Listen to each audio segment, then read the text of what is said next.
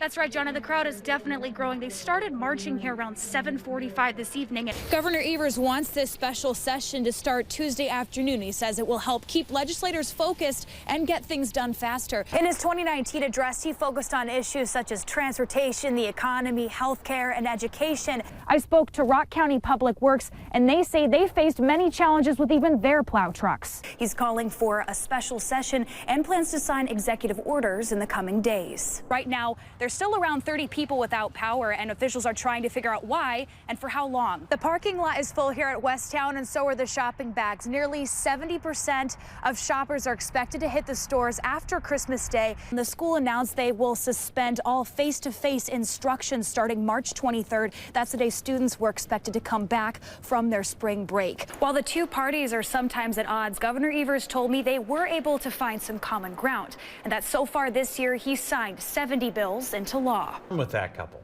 A Michigan woman scammed dozens of couples from across the country seeking to adopt children. In some cases, the birth mother did not even exist.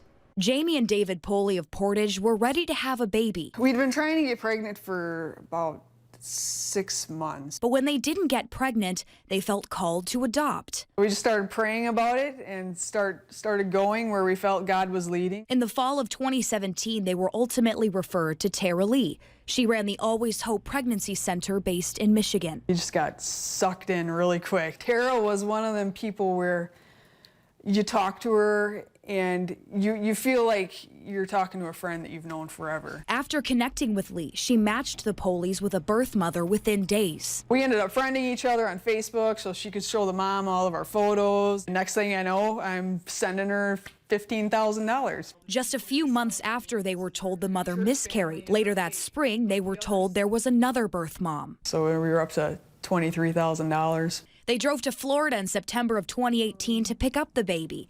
They would come to find out the hospital had no record of the mother or the baby, and that Lee, in fact, had stolen the identity of a previous birth mother. So many of the birth mothers in all of these cases are victims. In both failed adoptions, excuses for things falling through stretched from drug overdoses to custody battles. And I think the judge summed it up saying that she's just evil. A few months after the second failed adoption, they learned FBI agents raided Lee's home. And she's coordinating adoptions all over the country, literally from Alaska to South Carolina. Even after all the pain and hardship, some of the stories that others shared made ours look easy. The police say they choose to forgive and have now become foster parents. Being a believer, you know, we have the strength of Christ with us all the time, in us, to help us through these situations.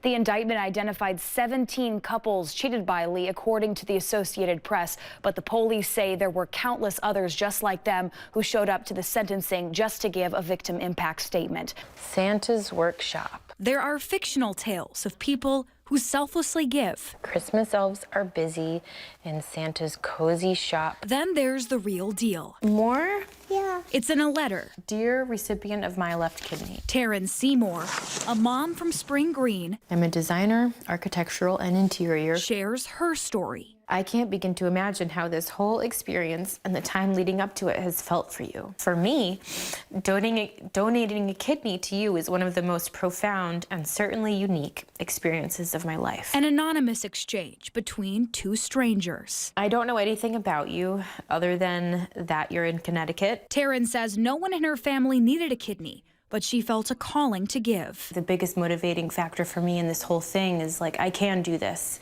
so I will. In February, she started the process with UW Health, filling out extensive paperwork and going through medical evaluations. After getting the green light, she had surgery in July. It was one of the best moments of my life. UW Health transplant coordinator Karen Miller says Taryn participated in paired kidney exchange, which means she was immediately paired with a recipient. They want nothing back. They just do this out of the goodness of their heart. Her donation created a domino effect. She started a chain of transplants through the National Kidney Registry. Within that chain, 3 people were transplanted. What makes a chain possible is when one person gives, it allows someone who isn't a match to a loved one give to someone else. Miller says this can help fewer patients end up on a wait list. So many donors who want to donate, who go through the process, who are approved, and they can't give to their loved one. Post-surgery, life doesn't look much different for Taryn. If I had another kidney, I would do this again. While her kiddos wrote to Santa, I'll open it up and find a story. she wrote a letter of her own, hoping it would help her and the person who received her kidney heal. Take good care of yourself and give that kidney a gentle little pat for me.